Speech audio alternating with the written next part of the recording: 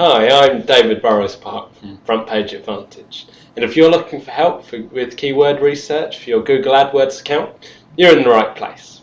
Now, after the last video, you will have split down what you're going to advertise into groups based around what ad you're wanting to show. So now what you're going to need to do is come up with an initial list of keywords for each of those groups based around what you think the sort of search terms you're looking to appear for are. And then once you've done that, you're going to go into AdWords itself and open up the keyword planner and enter each of those keywords as what is called a seed keyword. What Google will then do for you is generate a long list of keywords that it thinks are relevant to the term that you've entered. Now, to make that list easier for you to manage, you're going to want to export this as a spreadsheet. And then once you've done this, you can have a look through that long list and highlight any ones that you think are going to be relevant for you. It's worth pointing out that Google goes one step further and gives you information on how much you'd have to pay for a top of the page result and the estimated volume of monthly searches for each of the terms. And you can actually refine this to your particular target area. So based upon that, you're then able to work out roughly what sort of traffic volumes you would be able to generate for any given budget. And then, having gone through that for each of your ad groups, you should hopefully have quite a nice list of relevant terms that you're going to want to bid on.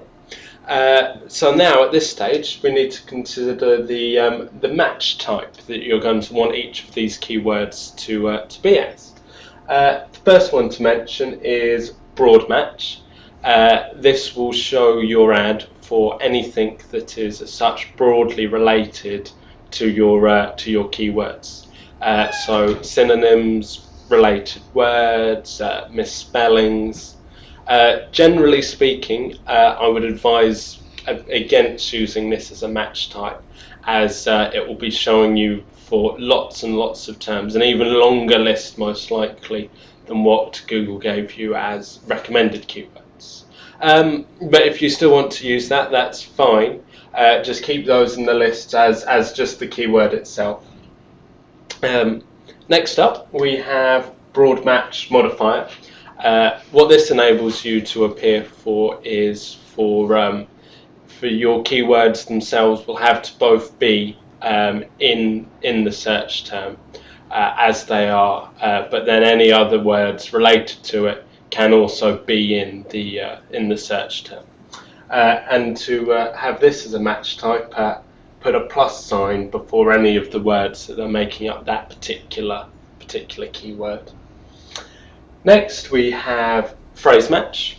Phrase match as such shows your ads for anything that has your keyword in it exactly as quoted. So similar to broad match, other than the keywords need to be in it in that exact order as quoted.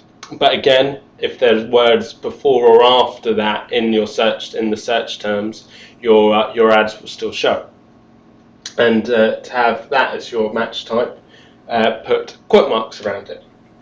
Finally, we have exact match. This is the most limiting of the keyword types, as it will only show your ads for your exact keyword.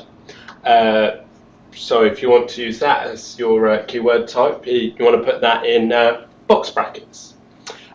The reason for using these symbols around these keywords is when you actually go to enter them into your AdWords account, those are the symbols that are what tells Google the match type you've chosen. Finally, we're going to, if you've used broad match modifier, or phrase match as any of your keyword types, you're going to want to refine the searches that you're appearing for, and we can do that with negative keywords. So what this means is that if there are certain words that you know, if they're in the search term, you don't want to appear for those, you're able to add those as a negative keyword, and this stops your ad from showing. Good place to start in trying to find these is if you go back to your keyword research, look at the list of words that you've seen there, and any that jump out from you in that list that you'd think, oh no, they're not right for me, add those as negative keywords, as well as any others that you can think of. So now at this stage we have what we're going to advertise, who the target is, what we want them to do, and a list of terms that we're looking to go after. So we now have all of the the building blocks to actually start to make the account. So in the next video, that's exactly what we're going to be doing. We'll be looking at how to structure the account. If you can't wait for the next video, feel free to give us a call, and one of our account managers will be more than happy to help you set up your account. If you have any questions about keyword research, feel free to leave them in the comment sections below.